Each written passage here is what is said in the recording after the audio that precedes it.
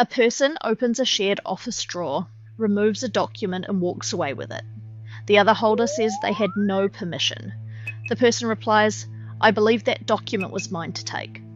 Is that simply an excuse, or could claim of right change the legal analysis? Section 2, subsection 1 of the Crimes Act defines claim of right. In relation to an act, it means a belief at the time of the act in a proprietary or possessory right in the property involved. The belief may arise from ignorance or mistake of fact, or from a mistake about another area of law. But it cannot be based on ignorance or mistake about the enactment creating the alleged offence.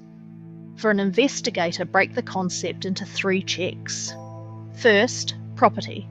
What proprietary or possessory right did the person say they had? Second, timing. Did they hold that belief when they acted? Third, honesty. Was the belief genuinely held? The law does not require the belief to be correct. It does not have to be reasonable, but it must be honest.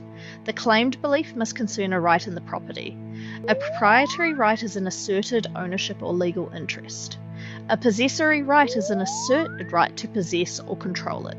In the document context, ask exactly what right the person believed they had in the document, or what legal right they believed entitled them to use it. Section 228 criminalises specified dealings with a document where the other elements are also proved. The section expressly uses the words dishonestly and without claim of right. That means investigators must gather evidence about both concepts. For claim of right, the focus is not simply whether the document belonged to someone else. The focus is whether the person honestly believed they had the required right in it when they took, obtained, used, or attempted to use it.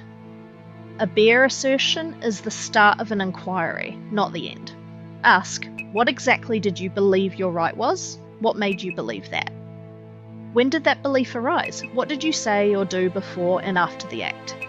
Then test the account against available evidence, such as agreements, messages, payment records, prior possession and communications between the parties. The question remains whether the belief was honestly held at the relevant time. Do not confuse a claimed property right with a general belief that the conduct was fair, morally justified, or simply lawful. And do not reject a claim only because the belief seems mistaken or unreasonable. The correct question is narrower.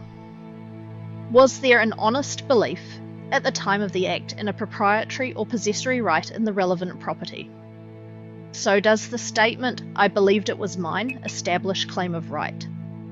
No, it raises an issue that must be investigated. Identify the precise proprietary or possessory right claimed, establish whether the belief existed when the person acted, and gather evidence that supports or challenges whether it was honestly held. Property, timing, honest belief.